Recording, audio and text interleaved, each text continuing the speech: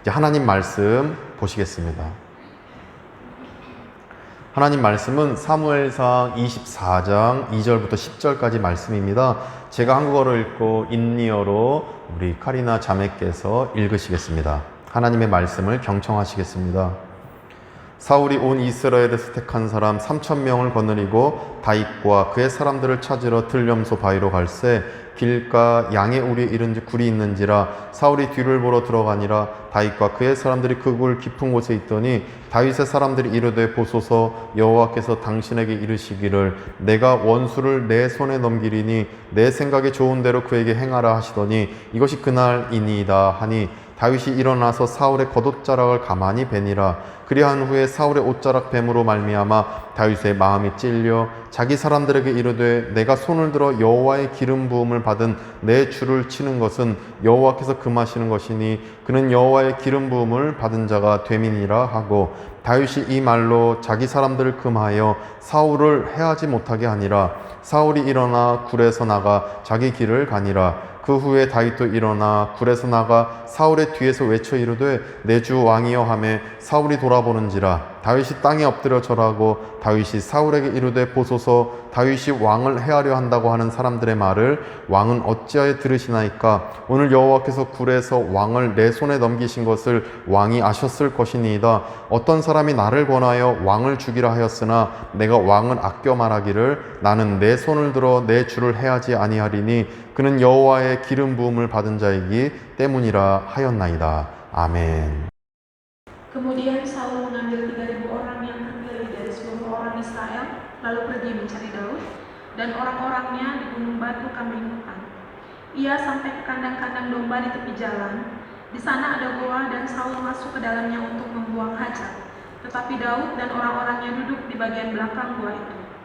Lalu berkatalah orang-orangnya kepada Daud, telah tiba hari yang dikatakan Tuhan kepadamu. Sesungguhnya aku menyerahkan musuhmu ke dalam tanganmu, maka perbuatlah kepadanya apa yang kau pandang baik. Maka Daud bangun, lalu memotong punca jubah Saul dengan diam-diam. Kemudian berdebar-debarlah hati Daud, karena ia telah memotong punca Saul. Lalu berkatalah ia kepada orang-orangnya, dijauhkan Tuhanlah kiranya daripadaku untuk melakukan hal yang demikian kepada tuanku, kepada orang yang diurapi Tuhan, yakni menjamah dia, sebab dia orang yang diurapi Tuhan. Dan Daud mencegah orang-orangnya dengan perkataan itu. Ia tidak mengizinkan mereka bangkit menyerang Saul. Sementara itu, Saul telah bangun meninggalkan gua itu hendak melanjutkan perjalanannya. Kemudian bangunlah Daud. Ia keluar dari dalam gua itu dan berseru kepada Saul dari belakang. Katanya, "Tuanku Raja." Saul menoleh ke belakang. Lalu Daud berlutut dengan mukanya ke tanah dan sujud menyembah. Lalu berkatalah Daud kepada Saul, "Mengapa engkau mendengarkan perkataan orang-orang yang mengatakan, sesungguhnya Daud mengikhtiarkan celakamu? Ketahuilah, pada hari ini matamu sendiri melihat bahwa Tuhan sekarang menyerahkan engkau ke dalam tanganku di dalam gua itu. Ada orang yang telah menyuruh aku membunuh engkau, tetapi aku merasa sayang kepadamu, karena pikirku, aku tidak akan menjamah tuanku itu, sebab dialah orang yang diurapi Tuhan." 아멘. 이 특별 찬송 우리 비둘기들 목장 나의 피난처 예수 하나님께 찬송 올려드리겠습니다.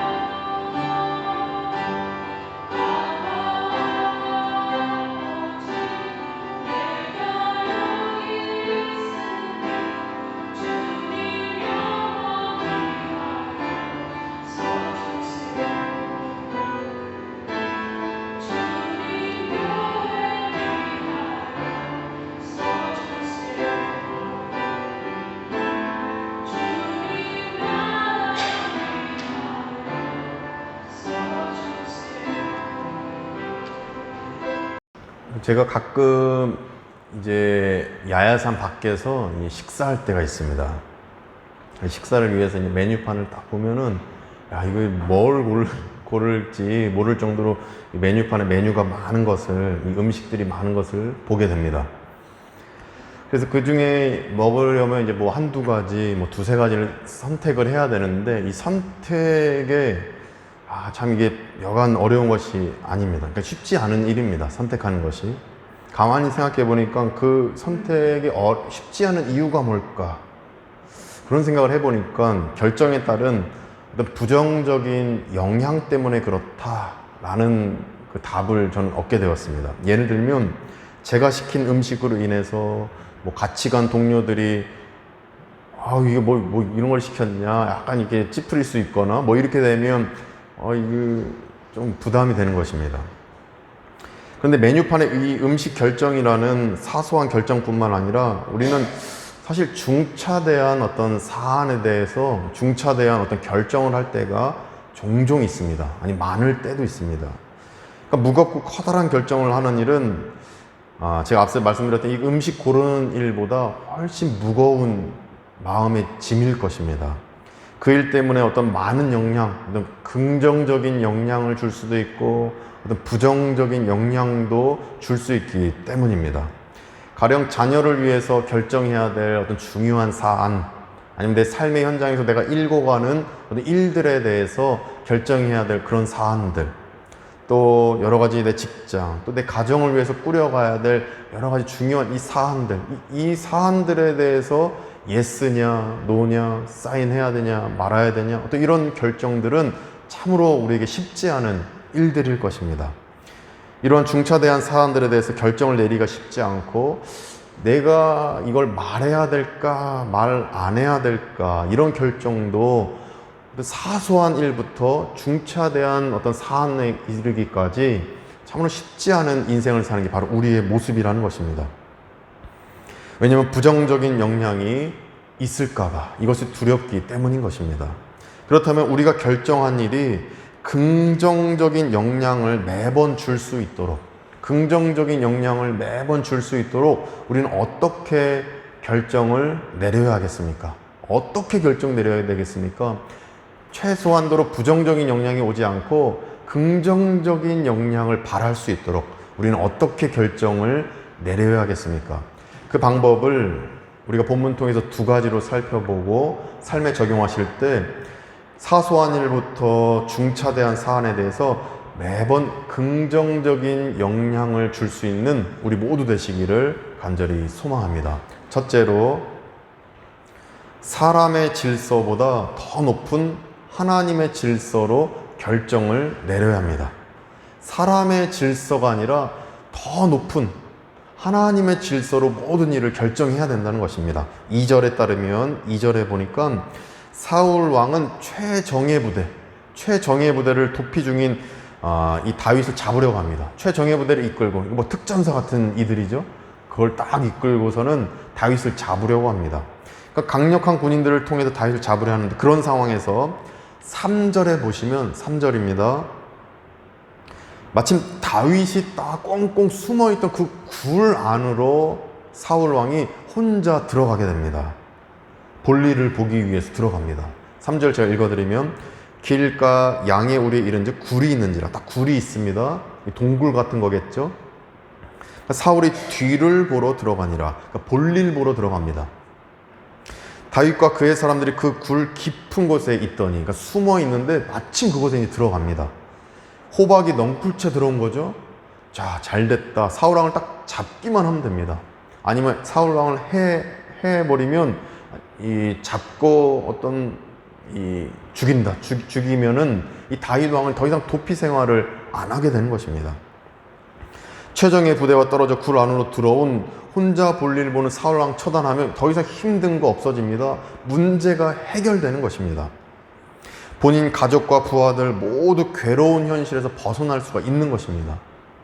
왜냐하면 다윗의 무리가 당시 한 600명 가량 됐는데, 더 이상 이 600명이 자기 부하들과 가족들 이 힘든 일 안 겪어도 되는 것입니다. 그런데 다윗은 사울 왕을 처단하지 않고 4절 하반절처럼 행합니다. 4절 하반절 보니까 사울의 겉옷자락을 가만히 베니라 이렇게 말씀합니다.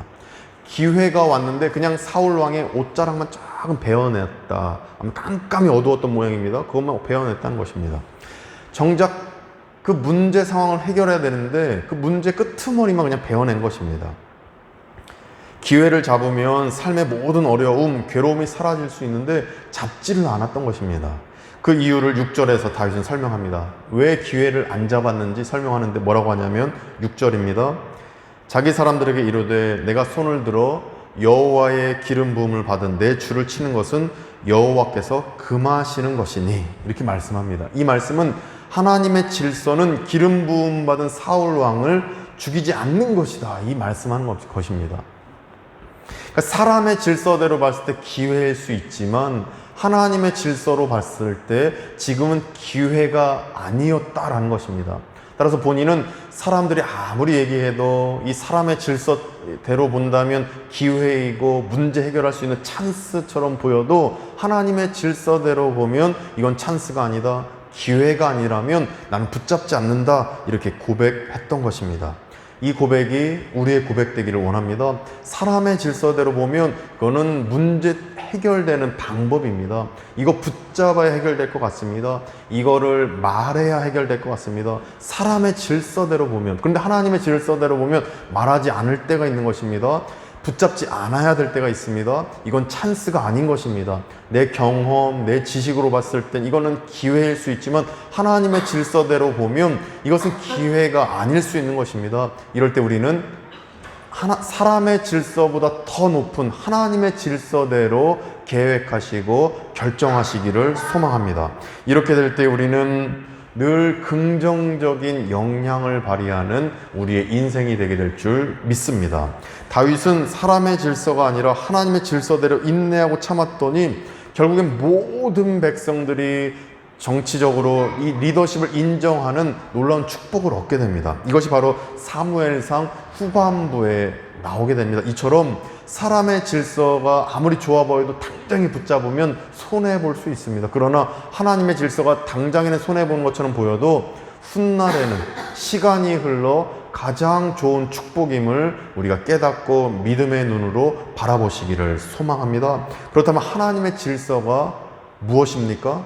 이거 알아야 붙잡겠죠? 하나님의 질서가 무엇이냐면 하나님의 질서 특징 5가지를 제가 지금 말씀드리겠습니다. 하나님의 질서 특징 잘 들어보십시오. 첫 번째로 하나님의 질서는 율법 말씀에 있습니다. 어디죠?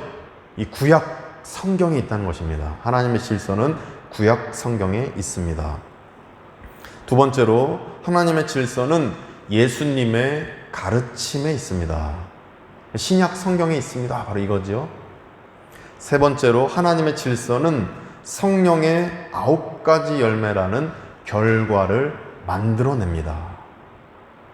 제가 저번에 설교할 때 우리 교회가 좀 이렇게 갈라지면서 성령의 9가지 열매가 맺어졌습니까? 라는 질문은 우리에게도 적용해야 된다 이것입니다. 우리에게도 한번 적용해보고 갈라져 간 그들도 한번 적용해보고 다 적용해야 된다라는 의미에서 말씀드렸던 것인데 성령의 9가지 열매가 맺어지는가? 이것이 바로 하나님의 질서를 분간하는 기준점이 될 수 있습니다. 네 번째로 하나님의 질서는 영혼 구원이라는 결과를 만들어냅니다. 하나님이 그걸 원하시기 때문입니다. 한 영혼 구원되면 하늘에 천국 잔치가 벌어진다. 하나님이 제일 원하시는 겁니다. 하나님이 한턱 쏜다는 것이죠. 천국 잔치가 벌어진다. 그래서 5번째로 하나님의 질서는 이해, 포용, 베품, 즉 이타적 행함을 만들어냅니다. 내 개인주의, 이기적인 것, 나만을 위한 것, 이건 하나님의 속성이 아니죠. 이타적인 행함, 성부와 성자와 성령 하나님은 페레코레시스로 서로 사랑하며 서로를 위로하고 안아주고 포용하고 이해하고 용납하는 것, 이게 바로 하나님의 속성인 것입니다. 우리가 교리론 때 배웠었는데, 그래서 하나님의 질서는 이타적 행함이 있는가 없는가, 내가 지금 이타적으로 행하려고 노력하고 있는가, 나만을 위해서 이기적으로 막 그렇게 살아가려고 하고 있는가. 그렇다면 하나님의 질서가 아니라 사람의 질서일 수가 있는 것입니다. 이게 이 5가지 하나님의 질서의 특징입니다.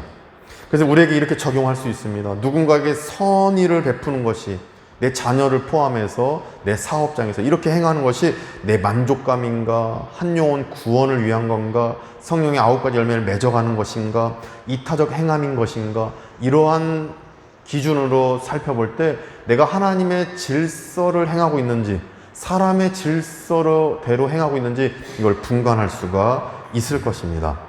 4절에 보시면 4절에 다윗의 사람들이 이르되 보소서 이렇게 얘기합니다. 이 어떤 얘기죠? 다윗의 사람들, 그 가족들, 가까이 있는 가족들, 다윗의 자녀들, 그리고 다윗의 그 부하들 있죠. 요압이라든지 아비새라든지 그 부하들, 이들이 다윗에게 건의한 겁니다. 어떤 건의입니까? 여호와께서 당신에게 이르시기를 하나님이 주신 찬스입니다, 이겁니다. 하나님이 주신 찬스입니다. 4절에 내가 원수를 당신의 손에 넘긴 겁니다. 하나님이 다윗 당신에게 기회를 준 겁니다. 사울 왕을 잡을 수 있는 기회입니다. 절체절명의 기회입니다. 내 생각이 좋은 대로 그에게 행하라 하시던 이것이 그날이니이다. 사울 왕을 죽이십시오. 죽이면 우리가 다 이 문제 해결될 수 있습니다. 바로 이 건의를 했던 것입니다. 그러니까 하나님이 주신 기회라고 건의했던 건데, 사람의 질서대로 봤을 때 누가 봐도 하나님이 주신 기회입니다. 사람의 생각대로 봤을 때 누가 봐도 인생 역전의 순간입니다. 그런데 다윗은 어떤 판단을 했습니까? 순간 기도했을 겁니다. 그리고 영적인 눈으로 봤을 겁니다. 이건 사람의 생각, 사람의 질서대로 보면 기회일 수 있지만 하나님의 질서대로 보면 그건 기회가 아니다. 기름 부음 받은 자를 치는 것은 구약 성경에도 이것은 하나님이 원하시는 게 아니다. 율법을 어기는 거다. 이렇게 봤던 것입니다. 주변 사람들이 하나님의 뜻이다 들먹이면서 말할 수 있습니다. 사탄이 그런 마음 줄 수 있습니다. 그러나 잘 생각해 보시고 기도하시면서 성령님 안에서 이게 사람의 질서인지 사람의 생각인지 앞서 말씀드렸던 5가지 기준 안에서 헤아리시면서 하나님의 질서를 선택하시기를 소망합니다. 사람의 질서대로 봤을 때 우리 가정에 기회가 온 것처럼 보일 수 있습니다. 우리 교회에 기회가 온 것처럼 보일 수 있습니다. 그러나 사람의 질서를 보지 마시고 믿음의 눈 안에서 5가지 기준 안에서 하나님의 질서를 바라보시면서 늘 하나님의 질서 안에서 선택하심으로 긍정적인 영향을 만들어 가시기를 간절히 축복합니다. 둘째로, 타인의 말만 들은 후 결정하지 마시고 하나님의 질서대로 행하는지, 하나님의 질서대로 그 사람이 행하는지 본 다음에 결정을 내리셔야 합니다. 그 사람이 이런 말 저런 말 해도 딱 듣고 말만 듣고 결정하지 마시고 하나님의 질서대로 이 사람이 행하는지 그 행함, 최종적인 행함을 본 후에 결정을 내리셔야 한다는 것입니다. 9절에 보니까 다윗이 사울에게 이르되 보소서 다윗이 왕을 해하려 한다고 하는 사람들의 말을 왕은 어찌하여 들으시나이까. 9절에 보니까 다윗이 이제 사울왕 이렇게 부른 겁니다. 이제 사울왕 저를 한번 보세요. 사울왕이 쳐다봤겠죠. 그러면서 이제 얘기하는 겁니다. 사울왕, 왕을 해하려 한다는 그러한 거짓 소문을 듣고 왜 나를 죽이려고 합니까? 이렇게 해명하고 있는 겁니다. 왜 사람들의 말만 듣고 저를 잡으려고 하십니까? 사울왕 이렇게 소리 지르면서 얘기한 겁니다. 그러면서 자신의 말이 사실이라는 증거로 이거는 사람들의 소문일 뿐 나는 정말 사울왕 당신을 위해 충성을 다하고 목숨 바쳐 내 헌신을 다하는데 내 말이 사실이라고 10절처럼 해명합니다. 10절 보니까 다윗은 어떻게 해명하냐면 10절에 어떤 사람이 나를 권하여 왕을 죽이라 하였으나 굴에서 있었던 얘기죠. 내가 왕을 아껴 말하기를 충성을 다하고 헌신하며 내가 말하기를 나는 내 손을 들어 내 주를 해하지 아니했습니다. 이렇게 해명합니다. 사람들이 이렇게 죽이라고 했지만 내 행동은, 내 최종적인 행동은 사울 왕을 위해서 헌신했고 충성을 다했음을 내가 지금 이렇게 보여드립니다. 내 행함으로 보여드립니다. 나의 최종적인 행함이 하나님의 질서임을 근거로 해명하고 있는 것입니다. 사울 왕은 사람들의 말만 듣고 다윗을 죽이기로 결정합니다. 그러나 다윗은 하나님의 질서대로 행하는 자신의 행함을 보여주면서, 자신의 최종적인 행함을 보여주면서 사람들의 그 소문은 거짓이라고 해명하고 있는 것입니다. 이로 보건대 타인의 말만 들은 후 우리는 결정하지 마시고 충분히 그 사람의 최종적인 행함을 보고 이 사람이 진짜다, 가짜다 판단하시고 결정하시기를 간절히 소망합니다. 이처럼 타인의 말만 듣고 감정 따라 결정하면 우리는 이를 그르치게 됩니다. 부정적인 영향을 바라게 되는 것입니다. 그 사람이 하나님의 질서대로 행하는지 보고 결정해도 우리가 늦지 않습니다. 하나님의 질서 무엇입니까? 첫 번째, 율법 말씀에 있습니다. 두 번째, 예수님의 가르침에 있습니다. 세 번째, 성령의 9가지 열매라는 결과를 만들어냅니다. 네 번째, 한 영혼 구원이라는 결과를 만들어냅니다. 다섯 번째, 이해, 포용, 베품, 즉 이타적 행함이 있는 게 하나님의 질서입니다. 이렇게 하나님의 질서대로 그 사람이 행하는지 여부를 본 후에 이 사람과 협력할지 같이 손 잡을지 이것을 결정하시기를 간절히 소망합니다. 서울장신대학교 조직신학 이명웅 교수님이라는 분은 이런 얘기를 했는데, 사람의 최종적인 행함이 마음속 생각입니다. 우리 마음속 모르지요? 그 사람 마음이 너무 궁금합니다. 그런데 여기서 중요한 건 최종적인 행함이 이겁니다. 그 사람의 마지막 행함이 그 사람의 마음속 생각이다. 이 사실을 알았던 다윗은 10절처럼 얘기한 겁니다. 나는 내 손을 들어 기름 부음 받은 내 주를 해하지 아니했습니다 라고 말하면서 자신의 최종적인 행함이 당신을 죽이지 않았으니 내 마음이 당신에게 향해 있고 이 소문은 거짓임을 나는 해명합니다. 이것을 근거로 해명할 수 있었던 것입니다. 최종적인 행함이 그 사람의 마음입니다. 내 주변에 그 사람이 최종적인 행함이 하나님의 질서대로 행한 게 아니라면 그 사람의 마음은 거기까지입니다. 최종적인 행함이 그 사람의 마음을 표현합니다. 따라서 우리는 타인의 말만 듣고 또 내 감정에 따라 내 머리의 생각대로 판단하고 결정하지 마시고 그 사람의 최종적인 행함, 하나님의 질서대로 행하는가, 이걸 보시고 결정하시고 행하시고 결단하시기를 간절히 소망합니다. 마태복음 두 아들 비유해서 얘기합니다. 첫째 아들은 이러죠. 네, 알겠습니다 하고 안 갑니다. 최종적인 행함이 안 가는 겁니다. 둘째 아들은 싫어요, 나 못할 것 같아요. 근데 최종적인 행함이 행합니다. 결국엔 둘째 아들 칭찬하는데, 여기서 말하는 건 싫어요 하라는 게 아니라 최종적인 행함이 마음속을 보여준다.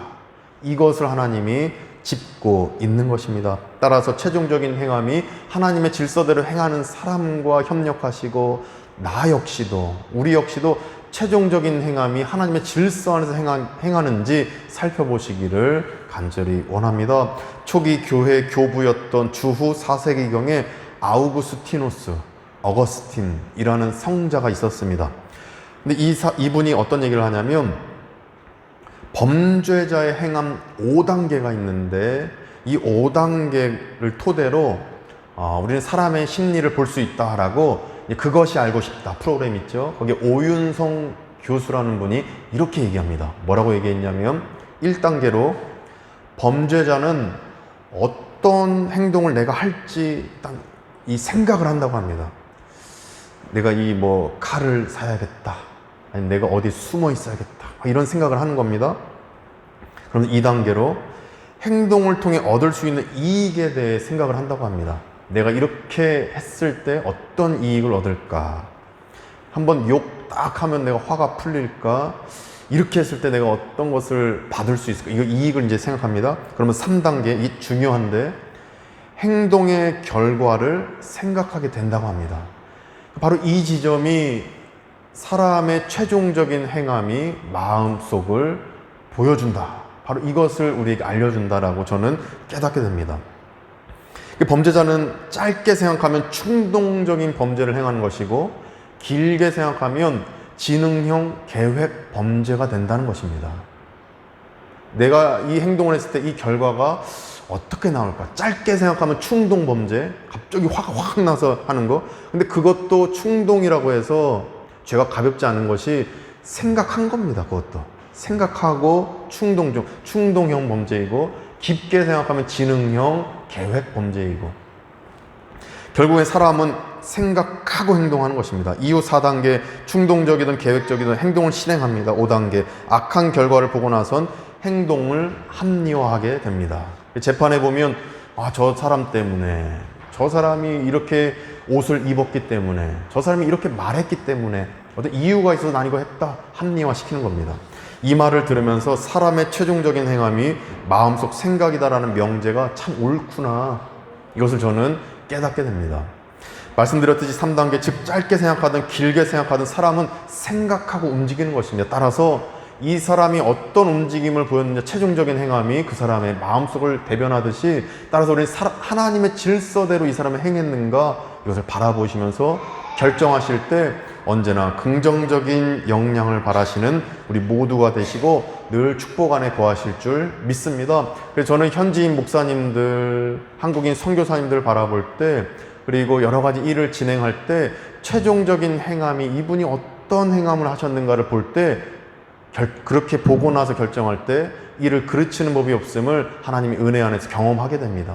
따라서 최종적인 행함 잘 보시고 또 나에게도 대입하셔서 늘 긍정적인 영향을 바라시고 하나님의 은혜 안에 거하시는 우리 모든 성도님들 되시기를 간절히 축원드립니다. 기도하시겠습니다.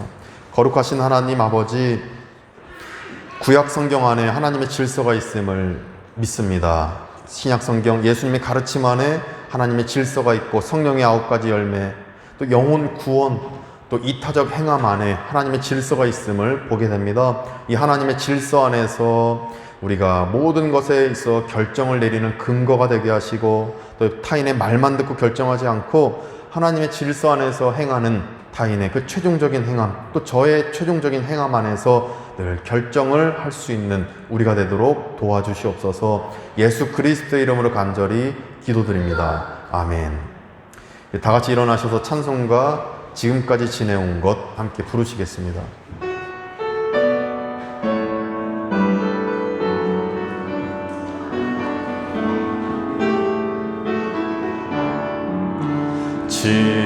지금까지 지내온 것 주의 크신 은혜라, 함이 없는 주의 사랑 어찌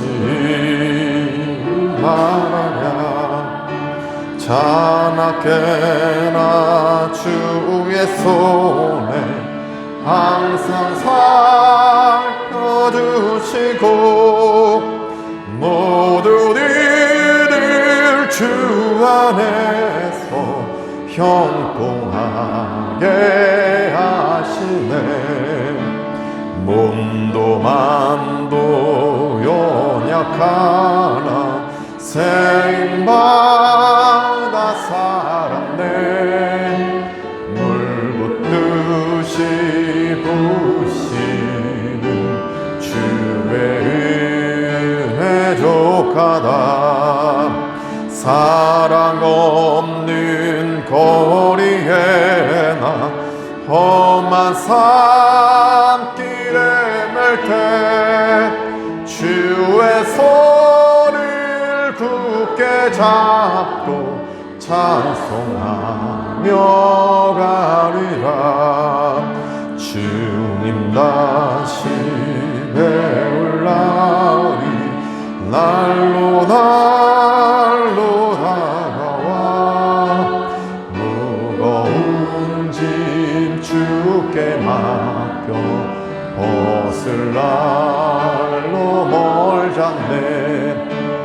나를 위해 예비하신 고향 집에 돌아가 아버지의 품 안에서 영원토록 살리라. 이제는 우리 구주 예수 그리스도의 은혜와 하나님의 크신 사랑하심과 성령님의 감화감동 교통케 하심이 하나님의 질서로 모든 일을 결정하고 타인의 말을 듣고 결정하는 것이 아니라 타인의 최종 행함이 하나님의 질서대로 행하는지 본 후에 모든 일을 결정하기로 다짐하는 발리안교 모든 교우들과 그 가족들, 또 우리 발리풍관 한인회 모든 교민들, 또 아픈 환우와 그 가족들 가운데, 또 현지인 목사님, 한국인 선교사님들 가운데에 이제부터 영원까지 함께 하시기를 간절히 축원하옵나이다. 아멘.